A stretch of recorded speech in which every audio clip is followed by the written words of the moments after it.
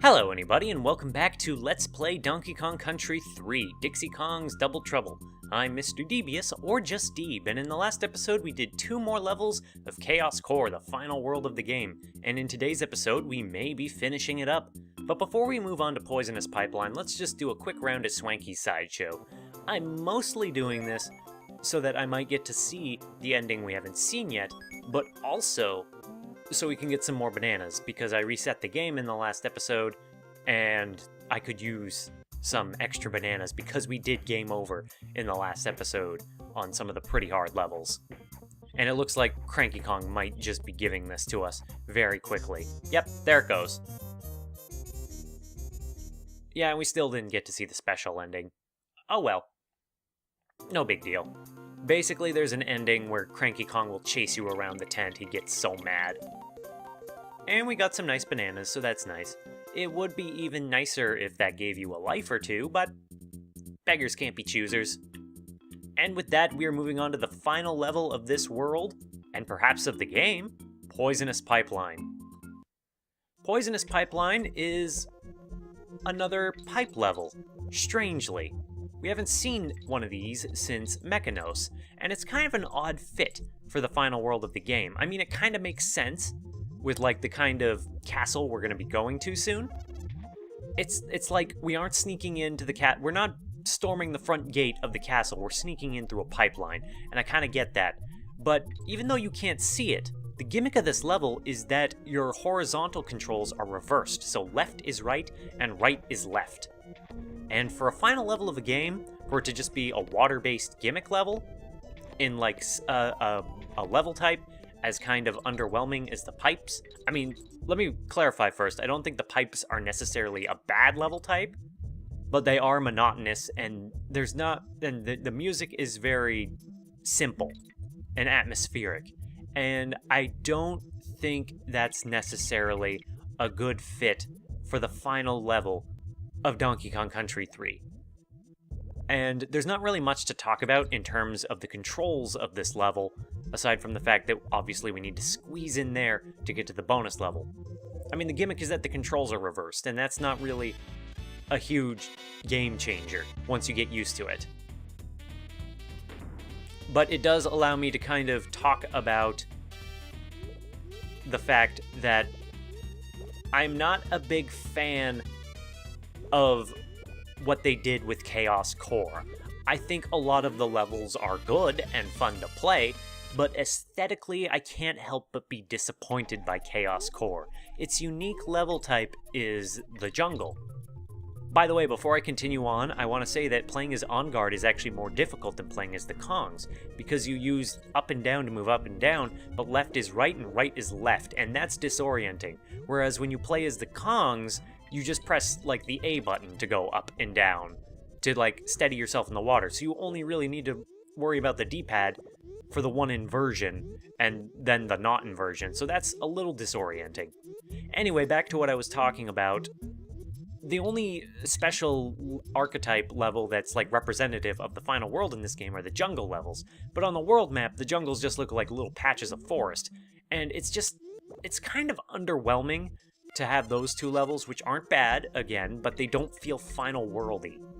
And then on top of that, you have caverns, which I'm already not a fan of. You have the riverside level with Lightning Lookout, which doesn't, again, it's like, it appears in the second world of the game. It doesn't feel like a final world level, although the lightning does go a long way for it. And then you have Poisonous Pipeline, which, while I do think it technically fits with the final world of the game, and the lead up to the castle itself, it's just, I mean, for the final level of the game, where a lot of the platforming is traded instead for inverted controls and swimming, it doesn't feel great.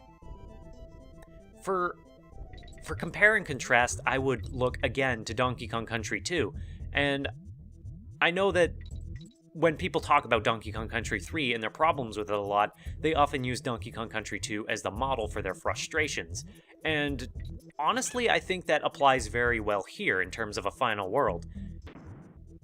In Donkey Kong okay, that was bad. In Donkey Kong Country 2, the final world, not counting the hidden world, was K. Rool Keep, which was, you know, you were climbing Crocodile Isle, you go through all these worlds, you just get through a spooky world, and then the final world of the game, you are climbing the castle atop the island of Crocodile Isle. It's this huge menacing castle, there's plenty of castle levels, and you know, it was a great level. The castle levels were like dangerous vertical ascents with a very ominous but uplifting music.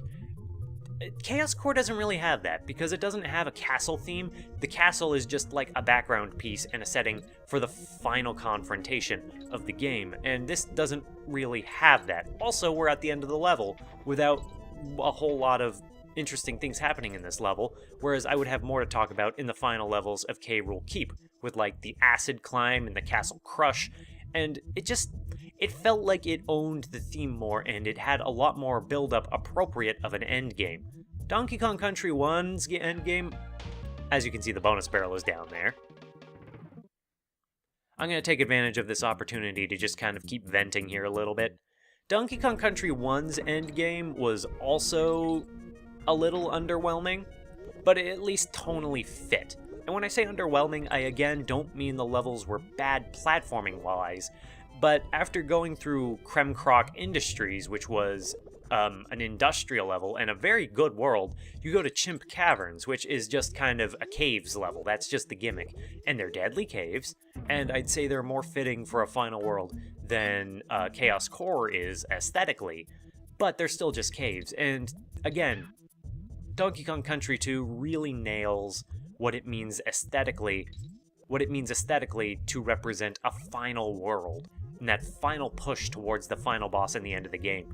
Whereas in this game, you're just kind of, you're just kind of walking on K. Rool's lawn. I mean Chaos's lawn. Remember, K. Rool is gone. The leader of the Kremlings was Chaos, the boss of Mechanos. He's the leader. So that's just kind of an underwhelming thing, and that's just kind of my feelings on it as a whole. It's not a bad world. Chaos Core is a good world, it has good levels, but it doesn't feel like a final world. This could have been, like, second to last world, and I think that would have fit more, but I just don't feel it. I don't feel like I'm at the end game, and yes, there is still a hidden world for us to go to, the Lost World. I will admit that, we've already talked about it a few times throughout the Let's Play, but Lost World is kind of like, that's a bonus on top of, like, the actual... I don't know how to necessarily say narrative, but narrative might be the best word for it. Like, with the structural narrative, it's just... it's not a great fit for the end of the game. And that's really all I have to say on it. Now for this bonus stage, this last bonus stage, we gotta be going just in a loop and get these stars. It's very simple, but obviously the reversed controls make it a little more difficult. Honestly, the hardest part of Poison Pipeline is that fact that your controls are only half reversed, because, again, even though you use the B button or A button, I forget which one it is exactly, the A button, to kind of control yourself in the water, up and down. If you push up, you'll swim up faster. If you push down, you'll swim down, you'll move down faster, but you're only reversed horizontally, so that's confusing, and because it's a little inconsistent. But here we have the final coin of the main game. If we can just get this to bounce right against the wall. Almost. There we go. And with that, we just need to swim up on here and bring a close to Poisonous Pipeline. Thank you for listening to that whole little rant thing. That's kind of something I've been thinking about for a little while now as we've approached the end game and how I was going to address it. But now that I've got that talk out of the way, it's time for us to move on to the final boss of the game at Kastle KAOS. Castle with a K, because of course it is. So we storm the castle, or rather we go in through the pipeline, and we get at the heart of operations, and it's Chaos is back. Click, click, Kong's back. Click, bzz, this time Chaos will be victorious. So we get unique music as we have ourselves a rematch with Chaos, and we're not going to be jumping on his head this time. Instead, you're going to go to the right, and you're going to find a barrel, which you're going to pelt him in the head with. And then after that one hit, his head is going to fly into space, and he's going to have a third head that's been hiding under there all this time, the true form of Chaos, which will just fire missiles at you in a fairly easy to follow pattern. And with that, we will get ourselves another barrel, which you aim it correctly, and that seems to be it. Chaos is defeated, and that is the end of the game. Can't believe it was that easy. Except that Hook is just carrying him out of there. Wait a minute, you're familiar. Oh no! What have you done? My wife's going to kill me. I used all her best pots and pans to make him. And then you just cast him aside. As if he were a stack of empty tins. I thought that's what he was. Sassy. What? How dare you? Chaos was my ticket to world domination. And I'd have gotten away with it. If it wasn't for you meddling kids. I guess it just isn't your day, is it? Well, you may have roasted my robot, Kitty, what are you doing? but I'm the master chef around here. And I reckon it's about time your goose was cooked. And now begins the true final boss of the game, Baron K. Rulenstein. Yes, that is his name, it's King K. Rool with another gimmick. And as the fight begins, he's going to be hovering back and forth with his jetpack, trying to, I don't know, hit us? You can't jump on him, that'll just hurt him. But you'll pull the lever and you'll get a barrel. It does nothing if you hit him in the face with it, I guess, or drop it on his head. I guess after Donkey Kong Country 1 and 2, he's built up a lot of resilience. Now again, you can't just hide up on these little circles, because he'll just come up and get you. You gotta duck beneath him. Now if you aim this correctly, you can actually not do what I was trying to do. It's not super easy to get him in the back, because that's what you have to do. But the best chance is to do that.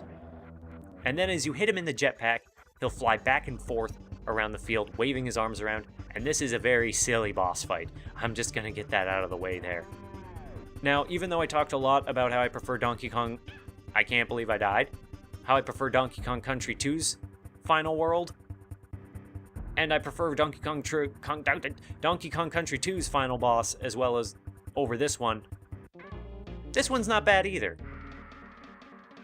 Well, that was a bit embarrassing, but we're just gonna get right back in there.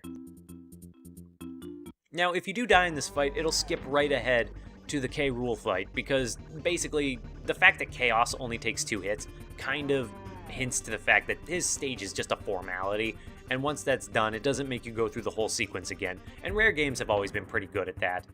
That should have counted, but again, you don't hit the propeller, you're trying to hit the backpack itself. So what we're gonna do, I switched to Kiddy Kong because I want to keep Dixie Kong in reserve with her hair twirl. And we got hit again. And again, we're just gonna have to dodge this bouncing back and forth. I do like all the electrical equipment in the background. It appears that I wasn't able to just keep low to the ground that time because he was recovering.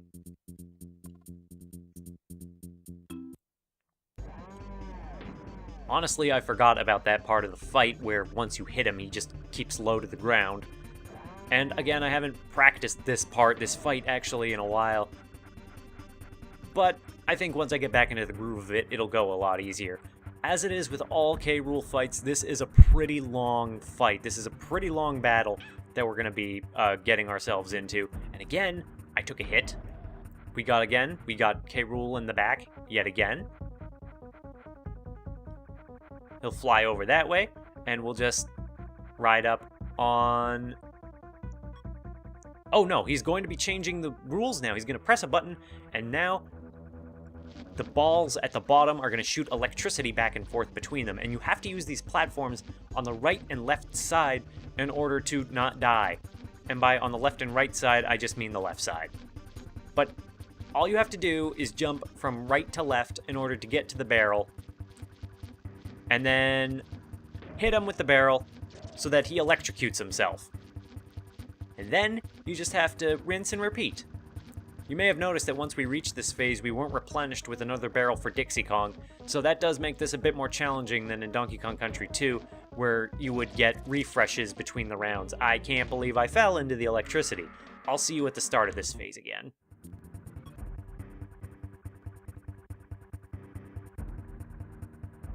Alright, so we've made it back to this phase of the fight, and this time we only have Dixie Kong.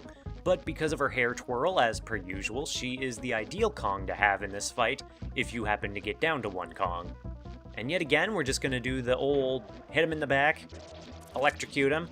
That's such a harsh way to hurt a guy, is to electrocute him. I mean, not that we're being his friend. I mean, he is, he did kidnap Donkey Kong and Dixie Kong, not Dixie Kong, Diddy Kong. There are also some electricity effects in the background on the left side that we haven't seen yet, but now it's time for the rules to change yet again. This time with every 2 hits, he changes the rules instead of every 3, so that's kind of a neat change between the Donkey Kong Country games. Now, we need to, once again, pull the lever and ride back over to the left, ducking under K. Rool. It's kind of funny because if there is a theme between the K. Rool fights in the Donkey Kong Country games, it's that one of his main strategies is to move from left to right and try to hit you aggressively. For that first phase, which honestly may be the hardest part of this fight, I realized that the reason I got hit when he flew low to the ground was because he stopped bouncing low to the ground, so that was just bad luck. And we've hit him twice more, and yet again, the rules will change. So the lightning on the bottom will stop, but periodically jump back in. Now that we've hit him once, you need to time it a little better, but you do have a very nice window wherein King K. Rool will probably get hit. I mean, Baron K. Roolenstein. So you just want to be really patient here and not do that, because the barrel will just fall into the electricity and explode. And now, we want to be a little quick on the draw so we don't get screwed. And that'll stop.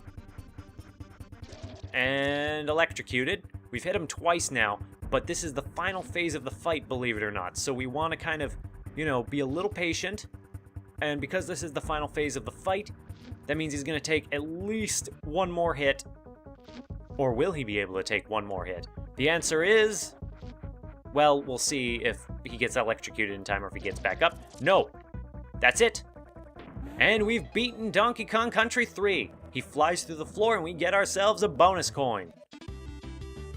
And Kiddy Kong comes off from off screen from where he got hurt. Whoa, my head, what happened? Yeah, that's Donkey Kong. 1 minute I was dreaming about the world's biggest pile of bananas. The next I was a power-crazed madman. Hey, don't worry, Donkey. Thanks to Dixie, it's over. I'm impressed. I bet even Cranky would be after that performance. So yeah, K. Rool was using them to power chaos. Nope, not really. Right, you go this way, Kitty, and I'll go that way. You wouldn't hit a guy with glasses, would ya? And it's time to destroy the elderly.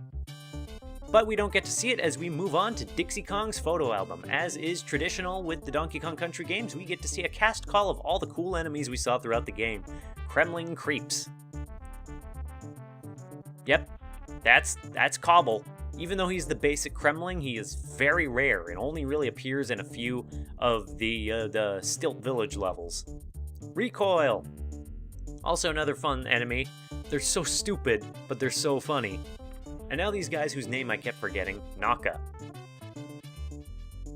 And we'll get to see also if they all have K's in their names in this game, and I'm pretty sure they do. Clasp, yes. That's another one.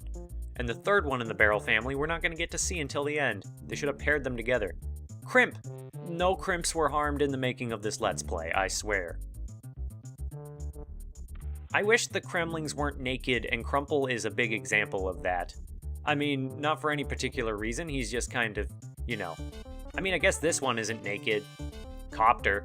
He's wearing that equipment. He has some unused sprites, actually, where he's not flying around. Now, this guy's great. Skidda. He's just, you know, that's a really good enemy. He's just fun to look at and he's fun to deal with. Bazooka. I mean, he has a K in the second half of his name, so that works. Also, it's really interesting that for these photos, they never show these, or they very rarely, Kachuka. Kachuka? It's funny that for a lot of these enemies, they don't show them in their native environment. They show them in levels that they don't even appear in. I mean, obviously, Coin appears in every level of the game. Now, who the hell are these two? Because we have never seen them before. They're Cuff and Clout. Who are those Kremlings? Well, maybe we'll see them later. Terra Firma tough guys. Get it? Terra Firma? As in, they're like land animals. Now, I think I called these guys the wrong name a lot. I called them Neek, but they're called Sneak. Yeah, it's a big difference. Now, are these guys just called Knack or are they called Nick? Yeah, they are called Nick Knack. For some reason, I thought they were just called Nick after, or Knack after I called them Nick Knack for the longest time. You know? And this is Bristles. He's a, you know, he's a hedgehog. I will say I do like the approach they took to the cast credits in this game, where they kind of did it in a photo album. That's really interesting. That's really neat. I like it as opposed to Donkey Kong Country 1 and Donkey Kong Country 2, which just had them all walking across the screen. And, I mean, that's not a bad thing, but I think it's just, it feels better. It's a Minky.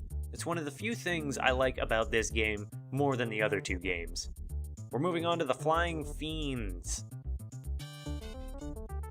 This is a buzz. You know, when I was a kid and I played Final Fantasy IV, there were the 4 fiends of the elements. And for the longest time, I called them the 4 friends of fire. I couldn't see the fiends. I called them friends, and I didn't know what fiends were. Now, Swoopy we only saw on one level, but I mean, at least that's more than Cuff and Clout, who we never saw. And honestly, when I played this game for the first times, I never saw them. I never knew who they were.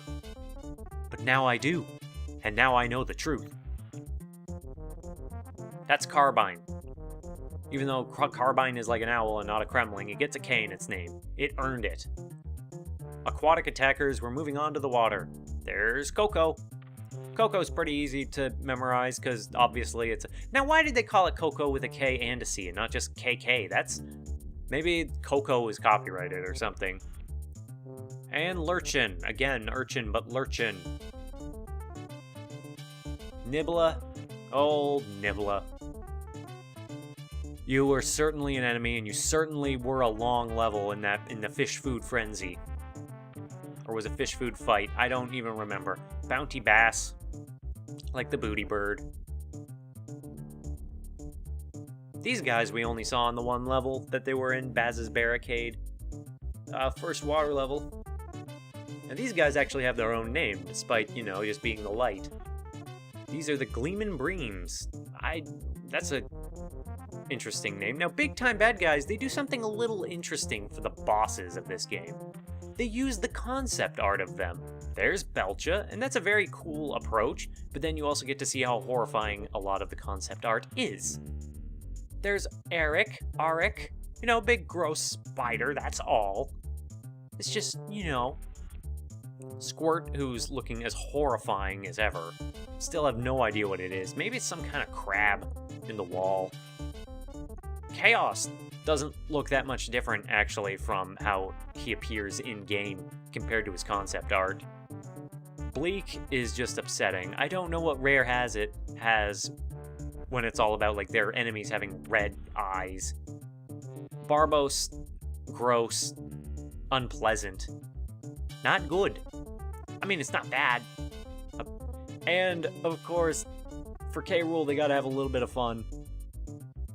They didn't do this before, but this is great. I don't know, he's trying to take the picture with the button, but the picture won't take. And so he gets a bad picture. Actually, it doesn't look that bad. It's Baron K. Rulenstein. And now we get to move on from the enemies to the friends. First-class friends, to be specific. And for some reason, we're going to be seeing all of our friends in the sawmill for some reason. I don't know why. The sawmill levels were, I mean, they weren't bad, but for some reason, they were particularly fond of them for the credits. Squitter, as always, is reliable. Okay, they used Perry the Parakeet in the Cliffs level. Okay, fine. And okay, well, they can't put On Guard in a sawmill level. You gotta give me that one. And okay, it's another flying bird. It's in the cliffs. I was wrong. I was wrong. So they put the flying enemies in the sky, and now we're moving on to the Brothers Bear. Now, because the brothers all look the same in-game, just with some minor tweaks, we actually get concept art photos of them, which are also very nice. Bazaar, who had the store with 2 items, Barnacle with his shack, Brash, he got mad, Blunder, who we only talked to once, but you can talk to him to figure out where the Lost World is, Blue, his birthday happened, and we got him a present, Bazooka, whose cannon we fired ourselves out of, that was dangerous, Blizzard, that guy, Bramble, we gave him a flower. Is Benny and Bjorn my worst accents? Barter, who's just a terrible person. Baffle, and Boomer. We haven't seen Boomer, though. Like Cuff and Clout, he's also been mysteriously absent. And now we move on to the Crucial Kongs. These ones of which mostly do appear in the sawmill. Funky Kong, what are you doing in here with a hammer? Funky Kong. It is interesting that Funky Kong moved away from just being like a 90s stereotype to, being like a guy who's good with hardware. It's interesting. Swanky Kong can't get out of his barrel. He lives in there now. And they put him in the sawmill because they were tired of him. And then they never saw him again. Here is Wrinkly Kong just before her fatal accident. After her, of course, we got to see Cranky Kong at the carnival where he practically lives. Take a good old photo of him, smiling. You only get to see him smile in-game if he beats you, so you know. And now we get to see the main Kongs themselves, Dixie Kong being rude. Kitty Kong's fine, he's got a hard head. You get to see him wave. You're still weird, Kitty Kong. I'm still not entirely okay with you. And Dixie Kong is showing off and, falling faster than she can, actually, with her hair. And Kitty Kong murders her in cold blood. But there was never a Donkey Kong Country 4 starring Kitty Kong, so whatever. And with that whole cast shown off and exposed, it's time to look at who we're blaming for this video game, as some Let's Players like to say, and as Smog likes to say. In classic Donkey Kong Country credits fashion, they abbreviate their first name and just show the last name. It's something they really like. I don't know if it's just a rare thing or if it was a habit of a lot of British developers at the time. I don't know. I can see why they did it, because longer names probably would have taken up too much space on the screen. Also, they clearly were proud of this thing from the start of the game, because they wanted to show off the text rolling on it, and I think that's Mode 7 at play, and it's a very nice looking effect.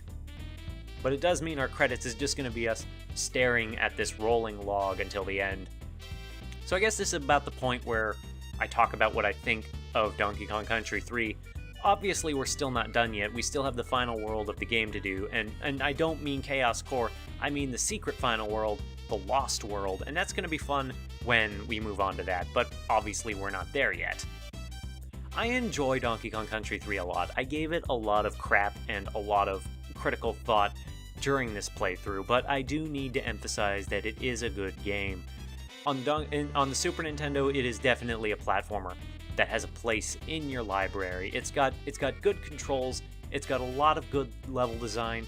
Honestly, its biggest crime is that it doesn't see its gimmicks and its ideas through to their full potential. It'll do like a lot of them, just a little bit, like one per level. A lot of the enemies, you only get to see them very rarely, and that's really just my biggest complaint for the game, is that and the aesthetics. Because the aesthetics is just like a trip to North America, as opposed to like a big pirate adventure. But anyway, that brings us to the end of the game. But as you can see, when we look at this like final tally and count, there's still more for us to do. We only have 88% completion. We've only just beat Swanky, but we haven't beaten Funky or Cranky, and because of our time, we're not going to beat that very handsome person named DB, whoever he is. But anyway, as you can see, our final rating for the game without going on to the Lost World is Cool Kong. And now we get to circle out, and that brings us back to the very beginning of the game. So obviously, that's not the end, because we still have the Lost World. But still, if this is where you stop, thank you very much for watching. This was a fun game to play up to this point, and I'm going to be finishing it more in the next one, and I hope to see somebody there. Thank you for watching again. Bye-bye.